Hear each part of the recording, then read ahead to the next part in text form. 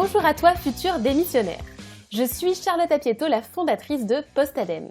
Postadem, c'est le repère secret de ceux qui veulent quitter leur job pour réinventer leur vie professionnelle et ainsi retrouver du sens et de l'épanouissement au quotidien. Dans ce podcast Postadem, je réponds en toute transparence à une question qui m'a été posée sur la reconversion, l'entrepreneuriat et le développement personnel.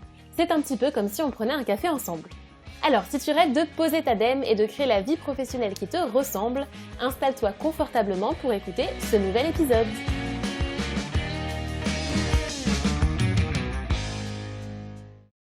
Aujourd'hui, je vais répondre à la question suivante. Comment trouver sa vocation ou son projet quand on a un profil généraliste ou couteau suisse ? Alors cette question, je la comprends complètement puisque je me la suis posée aussi quand j'avais envie de quitter mon job de consultante. Donc j'étais consultante en management, en ressources humaines. J'avais cette sensation d'être un couteau suisse. Je savais faire pas mal de choses assez généralistes, de la gestion de projet, de l'animation de réunions, créer des présentations, etc., etc. Mais finalement, j'avais l'impression d'avoir aucune expertise, aucun domaine de maîtrise où vraiment je me démarquais et où je me disais, cette compétence-là, je peux la revendre, entre guillemets, à part entière.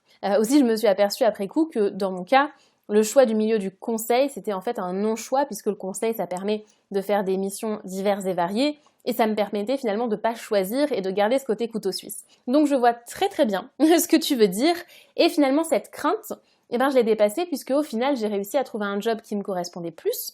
Donc ça c'est le job que j'ai trouvé en start-up après avoir posé ma dème du conseil. Et ensuite quand j'ai créé mon entreprise, j'ai aussi trouvé la solution à ça. Alors la première chose que j'ai envie de te dire, c'est que déjà, il ne faut pas penser que vocation, ça veut dire qu'on a une voie unique. Le mythe de la vocation, c'est un vrai problème parce que du coup on se met énormément de pression en se disant que tant qu'on n'a pas trouvé le chemin fait pour nous comme s'il y avait un seul chemin par personne, en fait on sera pas heureux, on sera pas épanoui. Et en plus, si on se dit que une vocation c'est forcément une voie unique, un seul type de compétence, un seul projet, un seul métier, en fait ça nous enferme énormément. Donc si on veut vraiment garder le terme de vocation, tu peux te dire finalement que ta vocation c'est d'utiliser tes multiples compétences. Ça peut être une façon de le voir. Donc moi ce que je t'invite à réfléchir si tu te poses cette question-là, c'est que tu vas te demander maintenant comment est-ce que je peux utiliser mes différentes compétences, comment est-ce que ce profil généraliste je peux en faire une force. Et donc là-dessus, je vais te donner mon exemple, mais il y en a plein d'autres des exemples qui sont valables.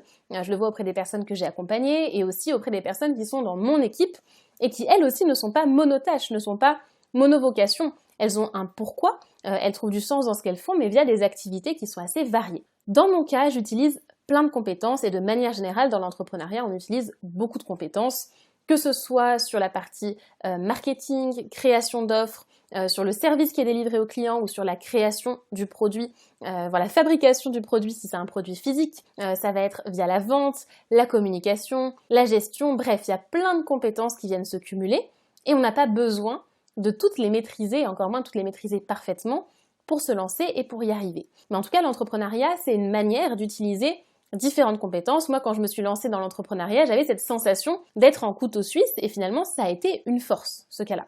Ça fonctionne aussi pour un emploi salarié. C'est-à-dire que dans ton emploi salarié, tu peux déjà faire évoluer ton poste et donc pouvoir évoluer sur des missions différentes, complémentaires et t'éclater sans forcément avoir un métier unique.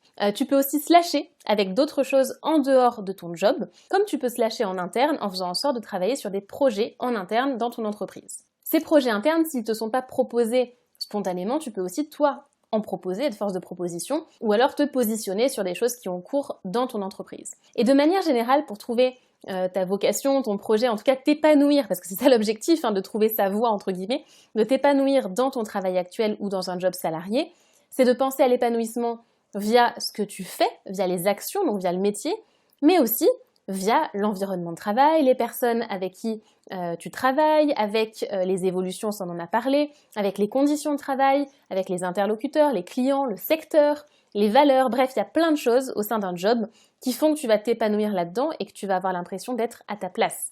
Parce que cette notion de trouver sa voie, trouver sa vocation, c'est un équivalent de être à sa place. Voilà en ce qui concerne ce mythe de la vocation et de la voie unique et comment tu peux utiliser tes multiples compétences. Maintenant, dans cette question, il y a peut-être une question cachée qui est « mais comment est-ce que je fais quand j'ai plein de possibilités, plein de compétences assez généralistes pour choisir ?» Donc si ta crainte, c'est de ne pas savoir comment choisir une compétence, il faut que tu te dises qu'il y a plusieurs types de compétences dans ce que tu as aujourd'hui. Il y a les compétences que tu as aujourd'hui, et que tu n'as pas forcément envie de mobiliser ou de continuer à mobiliser. Donc ça, c'est des compétences que tu as développées dans ton parcours professionnel, qui sont sur ton CV, mais tu n'as pas forcément envie de continuer à les utiliser, ou en tout cas, pas sous la forme dont tu les utilises actuellement. Et ça, c'est d'être au clair avec toi-même, même si tu as l'impression de renoncer à des choses que tu as développées. Peut-être que c'est des compétences aussi que tu vas réutiliser sous une forme à laquelle tu n'aurais pas pensé avant. Mais il y a aussi les compétences qui peuvent te manquer et que tu as envie de développer. Et c'est là que ton côté couteau suisse, il va aussi faciliter l'apprentissage. Parce que si tu as l'habitude de développer des compétences différentes, de toucher à des projets, à des sujets différents, ça va t'aider à développer les compétences qui te manquent éventuellement pour le projet que tu as envie de développer. Alors l'exercice que je te recommande, et d'ailleurs ça va être le défi pour toi aujourd'hui, c'est un exercice qu'on fait dans le cadre de Nouveau Départ. Là, on va le faire en version simplifiée. C'est l'exercice des verbes.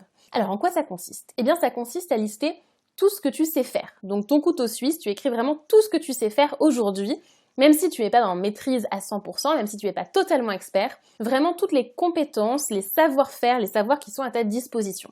Et dans cette liste, tu vas entourer toutes les compétences que tu as particulièrement envie de développer. Donc, c'est les compétences où tu es dans le flow. Le flow, c'est les moments où tu es tellement absorbé, passionné par ce que tu fais que tu vois pas le temps passer. Donc vraiment, parmi toute la liste de tes compétences, tu entoures celles qui te font vibrer, où tu dis, tiens là, j'ai quand même envie de continuer ça, voire de l'approfondir. Ça va être ta première piste pour savoir quoi faire de toutes tes compétences. Ça va vraiment donner un angle à ta réflexion, et c'est la première étape, et donc c'est le défi d'aujourd'hui pour cette difficulté qui est quand je suis un couteau suisse, comment je fais ? Donc commence vraiment par ça. Je t'invite à me dire ce que tu en as pensé en commentaire.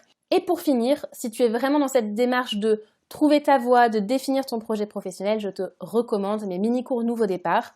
Le lien, il est dans la description. C'est 7 jours gratuits par email où chaque jour tu reçois un mini-cours avec les bonnes questions à te poser et un petit exercice par jour sur lequel réfléchir, dont l'exercice sur les compétences. Voilà pour l'épisode d'aujourd'hui, je te laisse réfléchir à ça et de mon côté, je te retrouve pour le prochain épisode. À bientôt!